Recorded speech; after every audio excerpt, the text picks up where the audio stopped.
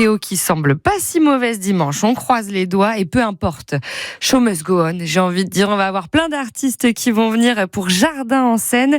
Nous sommes avec Séverine Rettel pour en parler. Bonjour Séverine. Bonjour.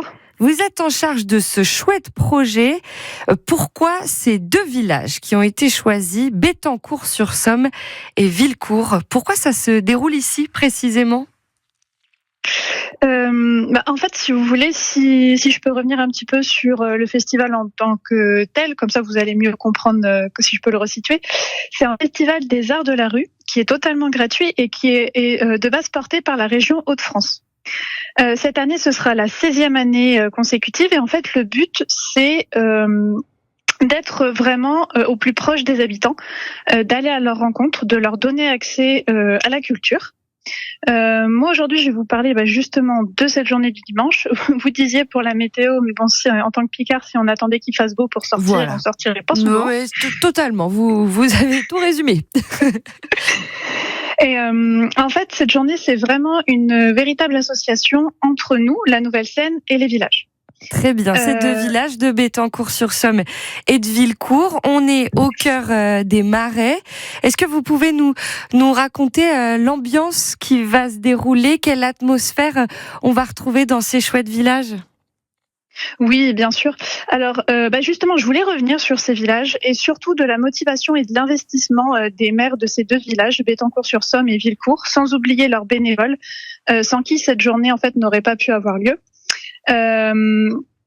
Ils se sont également très investis pour offrir des animations. Donc, au-delà des spectacles qui est plutôt notre partie, vous pourrez retrouver un marché de producteurs locaux et artisanaux, une ludothèque ainsi qu'une initiation à la pêche. Ce qu'on comprend, c'est que le village va vivre au-delà des spectacles que vous proposez avec la Nouvelle-Seine. Oui, c'est ça. C'est vraiment de faire vivre ces deux villages et que ça bouge dans tous les sens.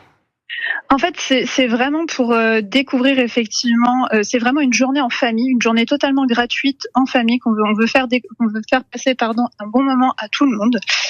Par exemple, la journée commence à 10h avec le pôle petite enfance qui organise une randonnée pour découvrir le patrimoine naturel des marais de Bettencourt.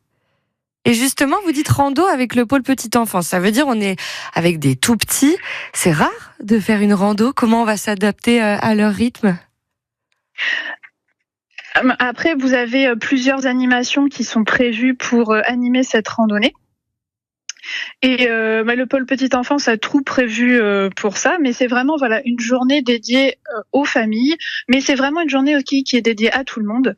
De notre côté, la Nouvelle-Seine, on a à cœur en fait d'aller à la rencontre des habitants. Après la trêve estivale qui vient de se dérouler, avec plus ou moins de soleil, on veut vraiment donner accès à la culture aux habitants au plus près de chez eux. Et c'est pour ça que nous, on a invité 4 compagnies de création contemporaine. Attention important, qui sont toutes